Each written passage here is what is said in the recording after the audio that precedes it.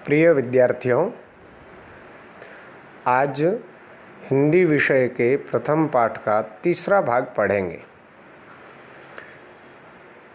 सूरदास जी के सूर सागर में जो भ्रमर गीत संकलन है उससे यह पद लिया गया है। मैं पहले इसका उच्चारण करता हूँ, आप भी इसका उच्चारण करना सीखिए। ब्रज भाषा में लिखा हुआ है। संदेशनि मधुबन कूप भरे, संदेशनि मधुबन कूप भरे, अपने तो पठवत नहीं मोहन, अपने तो पठवत नहीं मोहन, हमरे फिरी न फिरे, अपने तो पठवत नहीं मोहन, हमरे फिरी न फिरे, जिते पथिक पठाए मधुबन को, बहुरी न शोध करे, जिते पथिक पठाए मधुबन को, बहुरी न शोध करे। कई वै श्याम सिखाई प्रमोदे, कई कहूँ बीच मरे, कई वै श्याम सिखाई प्रमोदे, कई कहूँ बीच मरे, कागद गरे मेघ मसी खूटी, कागद गरे मेघ मसी खूटी, सर दव लागी जरे, सेवक सूर लिखन को आंधो, सेवक सूर लिखन को आंधो, पलक कपाट अरे, संदेशनि मधुबन कूप भरे। ये जो हमने पढ़ा है, अलग अलग उच्चारण किया है, इसका अर्थ समझेंगे। अब गोपियों ने उद्धव जी को कृष्ण के जाने के बारे में, पुनः पत्र नहीं लिखने के बारे में दूसरे पद में लिखा है। तीसरे पद में वो व्यंग्य करते हुए कहती है और बड़ी अतिशयोक्तिपूर्ण, अतिशयोक्ति मतलब अतिशय उक्ति, यानी जो संभव नहीं है और बिल्कुल ज़्यादा लगती है, बहुत ज़्यादा कह दिया है ऐसा लगती है, वो अतिशयोक्तिपूर्ण होती है। तो यह जो बात है, संदेशनि मधुबन कूप भरे, संदेशों से मधुबन यानी मथुरा, मथुरा के कुएं भर गए। अब संदेशों से मथुरा के कुएं भर जाते हैं क्या? ये संभव नहीं है, ये ज़्यादा कह दिया है कुछ, इसलिए अतिशयोक्तिपूर्ण बात है। अब ऐसी बात जहाँ कही जाती है वहाँ अतिशयोक्ति अलंकार होता है, तो यहाँ अतिशयोक्ति अलंकार भी है। संदेशनि मधुबन कूप भरे, ये ध्यान रखना है। गोपियाँ कहती है संदेश, हमने इतने संदेश भेजे कि मथुरा के सारे कुएं भर दिए कृष्ण ने। अब यह दो बातें स्पष्ट होती है।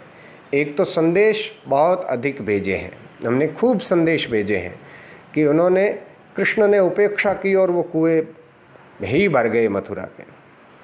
दूसरी बात है कि अपने यहाँ कुएं में किसी सामग्री को कब डालते हैं? जैसे कहते हैं कि भाई जाओ बेरे में पड़े हमारी बाबल है, यानी कुएं में डाल दो। किसी बात की उपेक्षा कर दी हमने, किसी चीज़ की, वस्तु की, तब हम उसको कुएं में डालते हैं। अर्थात एक तो संदेश इतने ज़्यादा भेजे हैं कि मथुरा के कुएं भर गए। क्यों? कि कृष्ण ने हमारे पत्रों की उपेक्षा की है। ये पहली पंक्ति के बारे में बोला हूँ मैं सब। फिर है अपने तो पठवत नहीं मोहन, यहाँ पठवत, पठाए, इस शब्द का अर्थ पढ़ना नहीं है। ये दो शब्द है, इनका अर्थ है भेजना, ठीक है ना।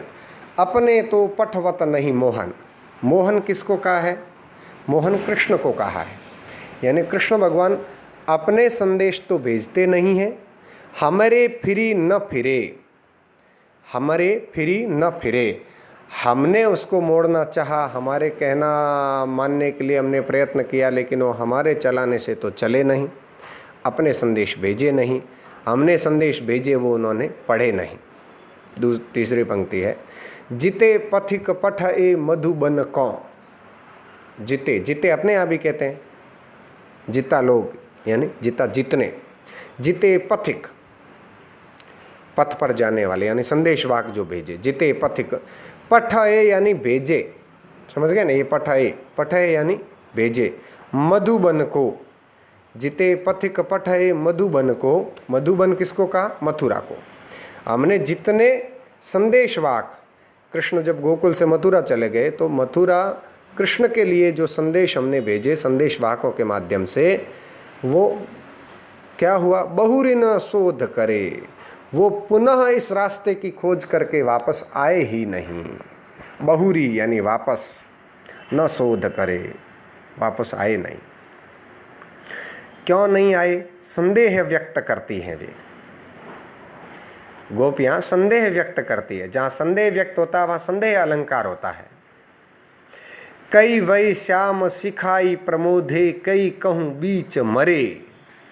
कई यानी कुछ, ये कुछ तो संदेशवाहक ऐसे थे जिनको श्याम यानी कृष्ण ने सिखा करके वश में कर लिया। ये प्रमोद है यानी वश में करना। और कई कहूं बीच मरे, कुछ लोग बीच रास्ते में मर गए। ऐसे गोपियां बड़ा दुख व्यक्त करते हुए, जब संदेश वापस नहीं आए तो एक संदेह प्रकट करती है। अपन भी अंदेशा लगाते हैं कि हो सकता है ऐसा हो गया हो, तो वो संदेह व्यक्त करते हुए सब बातें कहती है कि कुछ को श्याम ने सिखा लिया होगा, कुछ कहीं बीच में मर गए होंगे, लेकिन हमारे पत्र का जवाब लेकर के वापस नहीं आए संदेशवाहक। आगे क्या कहती है, अब इसमें बहुत बड़ा व्यंग्य भी है, कटाक्ष है और संदेह भी जबरदस्त है।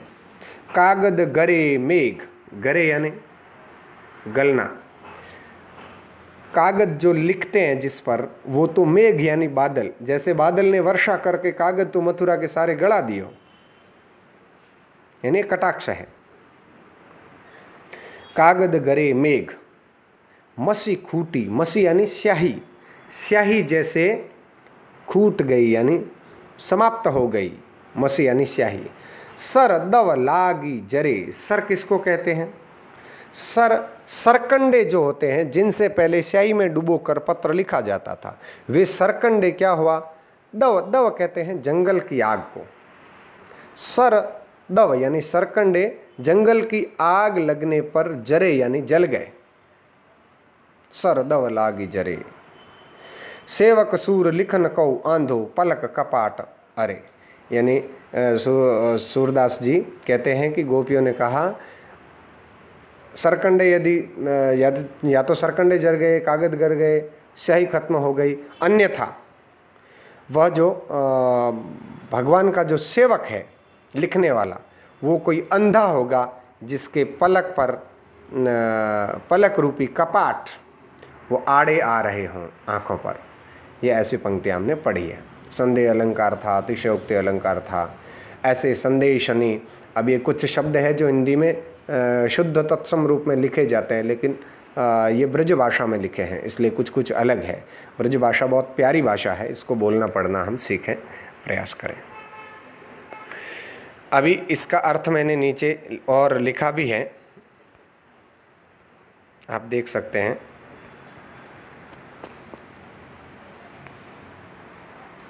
ये भावार्थ, और भावार्थ के नीचे 3 प्रश्न दिए हैं गृह कार्य के लिए। श्याम ने किसको, यहाँ थोड़ा त्रुटि हो गई है,